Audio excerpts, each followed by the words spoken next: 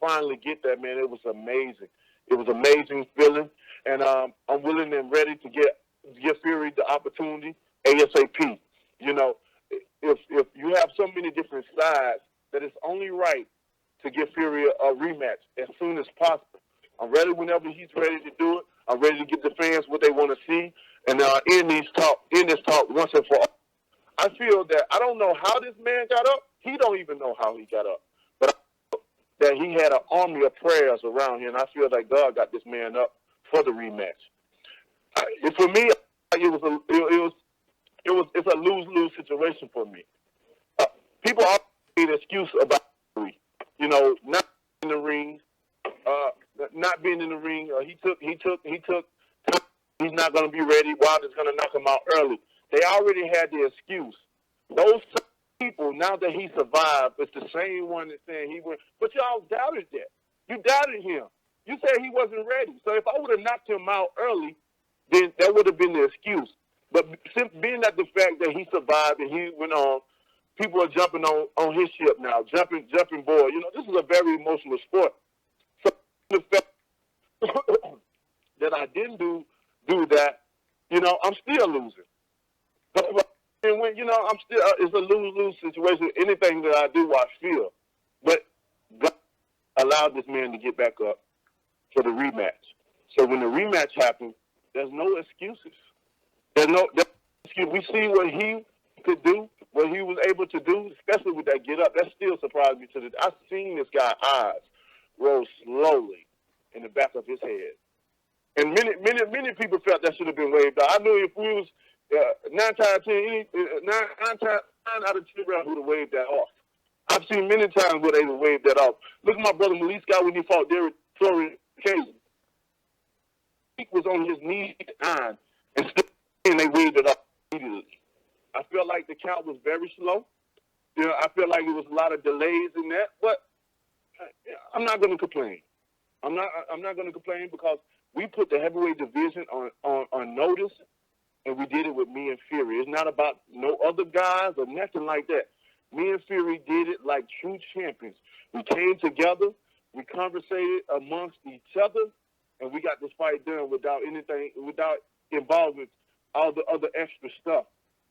Because we are the best in the division. We wanted to prove to each other who is the best. The heavyweight, who is the best in the heavyweight division. We came together and did that, and it was amazing. And I'm ready to do it again.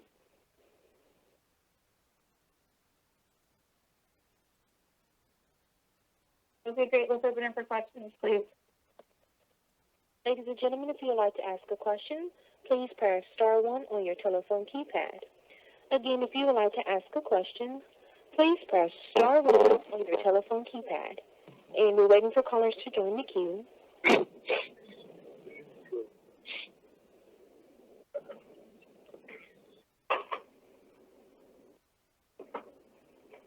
Our first question will be coming from Mark Ortega with Sporting News. Please go ahead.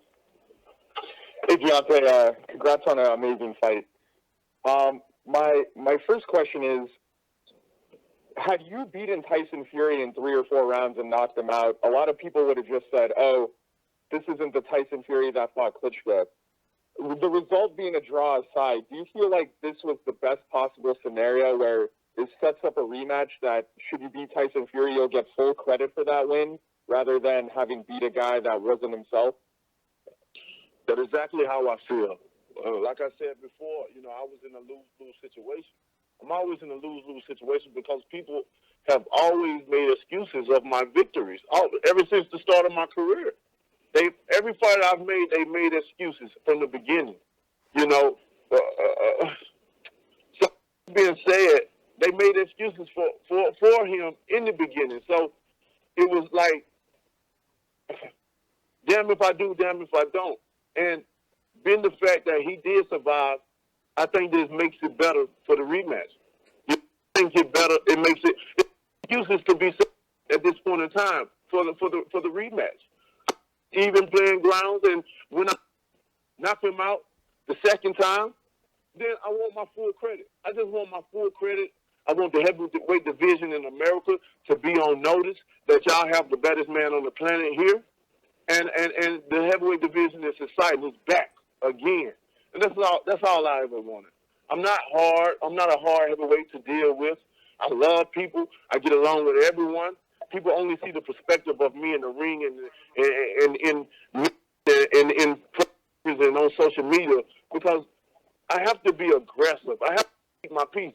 You know, I'm never the one that not keeping it real. I keep it real with everyone, as I want you to keep it real with me. I'm the realest champion in the business. I keep it real. I say the realest stuff. You know, and I just want everyone to give me my full credit. Because it's not gonna be no excuses to pull out of the box no more. You know, he did what he did. He survived. He woke up from hell, and now I'm willing to put him back in here. Our next question will be coming from Lance Pugmire with the Los Angeles Times. Please go ahead. Hey, I just wanted to ask you, I mean, from perspective, what leave Joshua? Because we've got this, you know, very entertaining series going on with Fury now, and Joshua, even though he's got the 3 belts, he's talking about fighting guys like White and Big Baby Miller.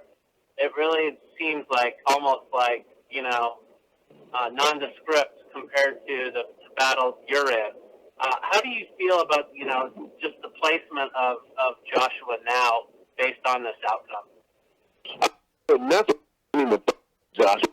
You know, they're getting what they deserve. They felt like they was the only people in boxing in the heavyweight division that people cared about.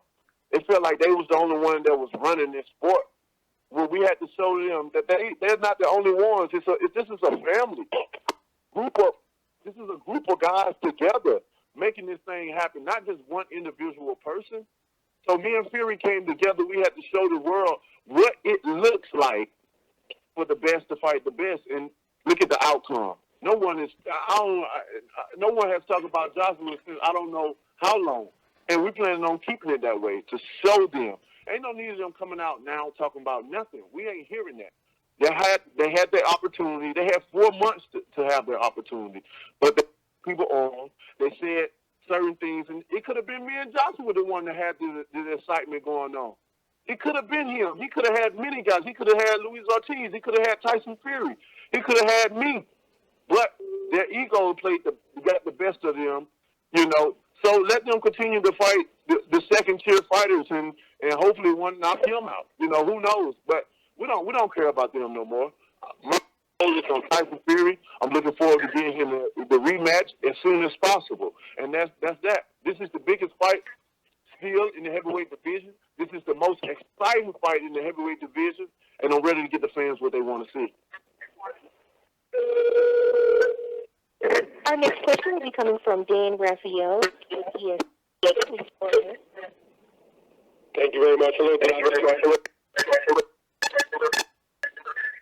Can you hear me out there? You had okay, say it again. Go ahead again. You was breaking up a little bit. Oh, sorry about that. My first of all, congratulations on a heck of a fight. But my question for you is, now that it's a couple of days past the fight, have you had the opportunity to go back and watch the fight?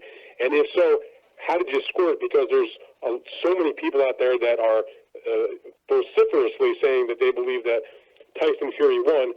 I've been in the minority. I had the fight scored for you, but I want to know how you scored the fight. I haven't personally gone back and seen the fight, but I had many people to go back and see the fight, and they get the perspective of the fight. And many people like I said, I'm hearing many people, you know, say I won. Many people say he won, and many people it was a draw. I'm getting all versions of the fight. I knew I was the more aggressive fighter in there, and I know I landed the more effective punches. You know, he was landing some punches, but most of them was pity pat punches. You know, that didn't affect me. To be a smaller guy, giving up 50 some pounds. You know, I feel when you coming in here fighting the champion, you got to be the more dominant fighter. You got to take the title. And I don't feel Fury took the title. He had a great performance. You know, that night. He didn't have no pressure on him. You know, he's a visitor to this country. You know, they got excitement in their country. Their people support boxing. You know, so it didn't matter to him whether it was one person in the audience, but it mattered to me. I cared about that, and I felt like I won that fight totally. You know, I agree. I would agree with you about that. But now there's been a lot of talk from yourself and also from Tyson Fury, the fans, and us media people about there being a rematch. I know it's something that you both have said you would like to have. My question for you is, you know, even though this fight was just a couple of days ago, how quickly do you think that a rematch can happen, and at what point do you think that the two sides will actually engage in a serious conversation to try to make it? I think both sides definitely seriously want it to happen. I don't see why wouldn't we. You know, it was a great fight, and the build-up is already starting right now. You know, we can't get away from this fight. You know, the excitement, everyone is talking about this fight. You just can't. It's only right for us to go back in and do it again. And I don't want no other fights to happen between him or I. He don't have to worry about me moving past him, fighting anyone, and I hope he don't have to go to fight no one else. I want to get Tyson Fury the rematch ASAP. Some people feel like I don't want no rematch. Why wouldn't I not? I'm the baddest man on the planet. I don't know no one coming in fighting a killer after a killer and trying to go back in. I fought Luis Ortiz where people avoided. Nobody still to this day want to fight him that's at the top. I come back and fight Tyson Fury, an undefeated fighter, a lineal champion that beat Klitschko, and come back and do that after, you know, being the boogeyman of the division. Now I'm willing to come back again. I'm not running nowhere. I'm excited. I'm more excited and motivated than anything. I had the taste of the pay-per-view. I loved it. Now I'm ready. I'm ready to do it again. And whenever he's ready, I'm ready. I hope he's, you know, early next year. I'm ready to go. Maybe March, maybe April. I'm ready to go. I don't want no one else but Tyson Fury. He deserved the rematch. It's such a highly anticipated and talked about fight. I think the fans deserve a rematch to settle this score once and for all. I really feel God lifted this man up off that campus to want the rematch. Thank you for that, Deontay. Stephen, are you there? Stephen Espinoza? Yeah, I'm here. Stephen, could you, you hear Deontay's comments about wanting to do a rematch as soon as possible. You mentioned a couple of possible months in there. Obviously, with your company is going to have a lot of say-so in terms of the timing, just given the schedule of pay-per-views. When could you envision this actually taking place if the two sides are able to come to an agreement? Well, I mean, for us, the overriding priority really is the health of the fighters. And that was a tough fight. So we're not going to rush anything in to fit into a specific timetable. Both of those guys earned a long rest. But you can hear in Deontay's voice, the rest is going to be not too long. So if they said, May would be great, June would be great. If it's, later after that, I personally, April sounds a little quick to me, but if both of the guys feel like that gives them an opportunity to recover and go into it. But this is the kind of fight, we don't really need to schedule it around anything else. We saw this past weekend the type of energy and attention a big-time heavyweight fight between two undefeated champions in their prime will draw. So I'm not really worried about times of the year and competitive programming, things like this. This is a fight that is strong enough to overcome all of that, so it will happen at its natural time. Okay, just real quick then, Stephen, do you have any indication of what the pay-per-view is, how successful this was in terms of the commercial viability of a rematch? Normally I would. The satellite numbers, which are the first to come in, have been a little bit delayed. I've been promised, after I've been calling every 15 minutes, I've been promised that by close of business, West Coast time today, I will have initial projections, which means we'll probably have a good sense of things, by tomorrow. If I can just interject for 1 second, Dan. The pay-per-view numbers are going to come in. Obviously, we want to see them do as well as they possibly can. But when you look at across all social media and what's been trending, not only in sports but in general since Saturday, this event is through the roof. It's like off the charts. And